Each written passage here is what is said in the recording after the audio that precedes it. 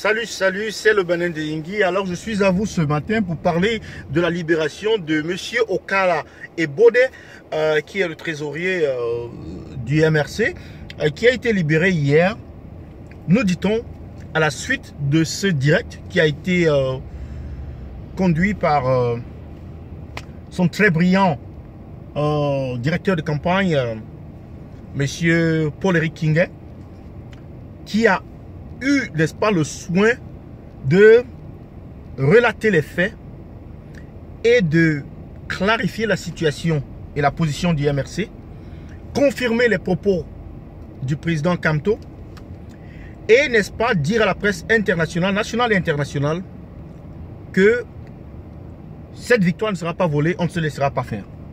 Maintenant, qu'est-ce qui se passe? Il s'agit tout simplement des mêmes manigances que vous avez l'habitude de voir. Il y a des préfets, des sous-préfets, des gouverneurs qui prennent des décisions juste par crainte ou se dire qu'ils veulent faire plaire au roi ou bien qu'ils veulent se faire remarquer. Par crainte de représailles par la hiérarchie. Parce que tout ici est hyper centralisé. On a des devoirs vis-à-vis de nos supérieurs, mais aucun devoir, aucune obligation vis-à-vis de la population. Même si ce que la population réclame est aux antipodes de ce que nos dirigeants ou bien nos supérieurs hiérarchiques veulent achever. Donc ce qui s'est passé simplement, ce live est arrivé partout et sûrement à la présidence et ils ont dit on ne veut pas de cela. Qu'est-ce qui va vous surprendre? Que peut-être monsieur Ebode Okala n'ait pas été remarqué par la présidence ou bien par le président de la République. Parce que souvent on dit on attend les hautes instructions alors qu'il n'y a aucune instruction à attendre. Les gens qui posent des actes en se disant qu'ils sont en train de faire du bien, mais en réalité ils sont en train de torpiller, faire du mal au régime. Pareil pour tous ces RDPDistes, tous ces griots qui ont posé des actes frauduleux, qui ont fraudé aux élections, qui ont posé des actes, chassé des observateurs indépendants ou bien des observateurs de l'opposition, des bureaux de vote, en se disant qu'ils sont en train de faire un bon travail. Mais simplement ils sont en train de cracher en l'air pour que ça retombe sur eux. Et c'est ce qu'ils sont en train de récolter aujourd'hui. Avant, en 92, la victoire a été volée. Personne ne l'a revendiqué. Mais aujourd'hui, nous sommes en 2018. Il y a tout un mécanisme pour contrôler le vote. Et donc, un vol, une fraude ne passera pas inaperçu.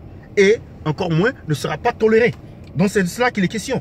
C'est une victoire pour Kamto, c'est pour une victoire pour les Camerounais, parce que parler même de victoire, c'est une exagération. C'est juste corriger un abus de pouvoir, ou un abus d'autorité, ou un abus, n'est-ce pas, de liberté individuelle. Pourquoi séquestrer un individu pendant 8 jours sur des motifs fallacieux, alors qu'il essayait, n'est-ce pas, d'interrompre un acte illégal, ou bien il essayait, n'est-ce pas, de dénoncer un acte illégal.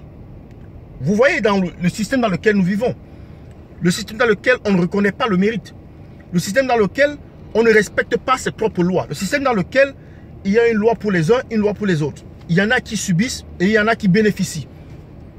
C'est ce système-là que le professeur Kamto veut changer. C'est ce système-là que l'opposition veut changer. C'est ce système-là que les jeunes Camerounais que nous représentons, que nous sommes, veulent voir changer. Parce qu'il faut que tous, nous ayons les mêmes droits. Il faut que tous, nous soyons égaux à la loi. Il faut que tous, nous comprenions que le peuple est un peuple souverain et qu'une décision du peuple ne peut être révoquée, ne peut être disputée, c'est-à-dire subir aucune manipulation ou altération. Si le peuple décide, alors le peuple peut élire un président et décider de le déposer parce qu'il a posé un acte, c'est-à-dire irrépréhensible. Le peuple peut décider, n'est-ce pas, de chasser un dirigeant parce qu'il a, n'est-ce pas, porté une atteinte, c'est-à-dire porter une atteinte aux droits élémentaires. Le peuple peut décider de chasser un individu de pouvoir parce qu'il a simplement déçu, il n'a pas fait ce qu'il a promis. Cela s'est passé ailleurs, cela se passera au Cameroun, si besoin, n'est-ce pas, si on en arrive là. Il faut donc arrêter de dire le Cameroun c'est le Cameroun c'est pas la Côte d'Ivoire, le Cameroun c'est pas le Mali, le Cameroun c'est pas le Sénégal, le Cameroun c'est pas le Tchad ou bien le Soudan ou la Libye. Ce sont des exemples à la con. Mais le Cameroun, c'est les Camerounais. Une chose qu'on sait, c'est que le Cameroun, c'est les Camerounais et le Cameroun appartient à tous les Camerounais. Et c'est cette justice-là que nous devons rétablir. C'est le Bané de Yingui. J'attends vos commentaires sur cette libération de M. Okala et Bodé. Et aussi sur cette conférence de presse que vous avez certainement suivie de M. Paul-Éric Quignet, qui a parlé de beaucoup de choses, qui a tout lâché. Et vous devez donc vous poser des questions. Pourquoi est-ce que le régime en place voulait, ou alors ces farfelus de sous-préfets, ces imbéciles, ces feignants, ces bureaucrates à la solde d'un roi voulaient arrêter. Mais aujourd'hui, Facebook est venu pour sauver les Camerounais. Et on peut voir un live. Il peut faire près de 10 000 vues. C'est-à-dire que plus de 10 000 personnes qui regardent et qui relaient l'information. Ça, c'est du jamais vu. Le changement, il est là. Le changement est déjà arrivé. Il ne faut pas avoir peur. Il faut l'embrasser. C'est à vous dans les commentaires.